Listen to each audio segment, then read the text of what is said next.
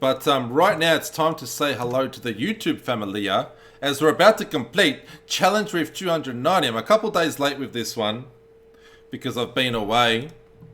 Christmas, New Year's Eve, New Year's Day, birthday, all within like a 10-day period. We've just had a big server issue with a suspected DDoS attack on Blizzard Battle.net. And my game's still going a little bit funny, but we're going to try and complete this Challenge Rift and get the guide done. So, Challenge Rift 290, it's a Barbarian. You can click on the Soul Mirror, it'll reveal everything you need to know. 6 pieces of Immortal Kings. We're using Echoing Fury, the Ancient Bone Saber, the Gavel of Judgment here. So hitting 3 or fewer enemies gives you 800% damage increase. Very, very nice. With Immortal Kings, Call the Ancients last until they die. For 4 pieces, that's with the 2-piece set bonus, by the way. For 4, reduce the cooldown of Wrath of the Berserker and Call the Ancients by 3 seconds for every 10 Fury you spend with an attack. So when we get in there, we want to be using Hammer of the Ancients as much as humanly possible. But right now, I've got no Fury, but I'll give you an example in a moment. For 6 pieces, while both Wrath of the Berserker and Call of the Ancients is active, you deal 400% increased damage. So when you get in there, when you come across an elite, usually, actually, when you get in there, activate Wrath of the Call of the Ancients, Wrath of the Berserker, find an enemy to kill. When you get your your Fury, not Wrath, up, you start Hammer of the Ancientsing. The more you use Hammer of the Ancients, you're regenerating your Fury, but it's a Fury spender, so your cooldowns will also decrease, and that way you can reactivate Call of the Ancients, Wrath of the Berserker, sooner and more often. And you want to keep on spamming the hell out of the Hammer of the Ancients so you can keep reactivating those 2. When you have enough Fury, reactivate Battle Rage as well, or activate it. Make sure that it's active and keep an eye on the cooldown. And then reactivate your Call of the Ancients, Wrath of the Berserker. Keep on Hammer of the Ancientsing. Keep an eye on the cooldown of Battle Rage. Reactivate it when it's running low. And you've got your charge here for mobility. Most important thing though, when you jump into the Challenge Rift, right, your Fury is going to be on 0. You're going to have no Fury. But here's a nifty trick. If you're outside the Challenge Rift and attack these enemies here, just attack them until your Fury is full.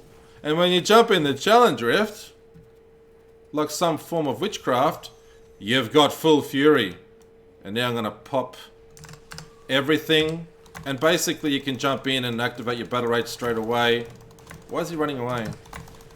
And then you can kill that elite straight away.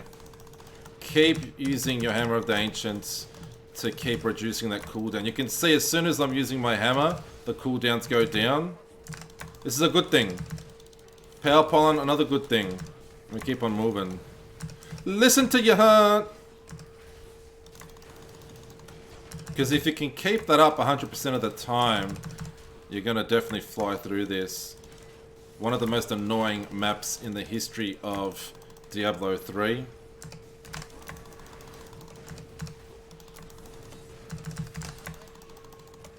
So that elite went down like a sack of potatoes. So very important, you just charge to the next pack, charge to an enemy, cast your Hammer of the Ancients, and that way you can reactivate Call of the Ancients and Wrath of the Berserker. Very important to activate them at the same time also, because it gives you that awesome damage increase. Look at that. And there was a pylon here as well. Condi, baby, Condi. Alright, got my cooldowns. And don't forget the juicy blue orbs.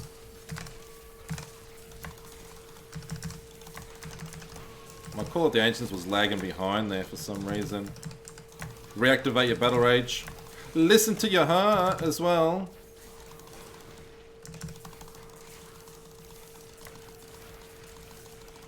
See, I'm just Hammer of the Ancientsing, trying to get my cooldowns. There we go. Because these guys suck, the Firelink dudes. And there's a shock tower there. We got him. Listen to your heart, baby. Let's go. I'm going to get out of here.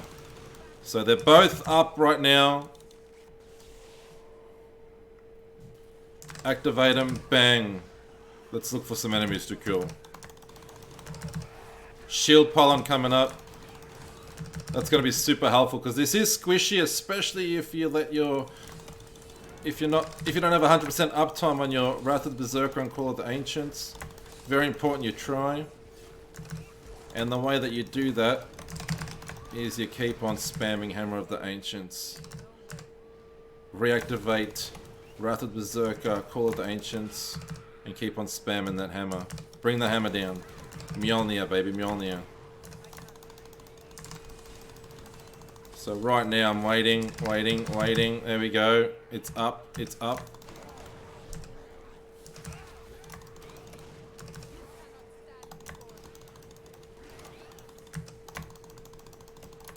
Makes the world of a difference. Trust me. I wouldn't steer in the wrong direction. So this will be a good one to try and get like an awesome time on, because once you get used to the mechanics, it's definitely pretty good. Otherwise, if you let your cooldowns run dry and you haven't got Wrath of Berserker and Call of the Ancients up, then you're going to be dying most likely, because enemies will be able to hit you. Otherwise, you're going to be killing them so quickly, just like this Rift Guardian here, that it ain't gonna matter, boy. Done and dusted. 340, baby.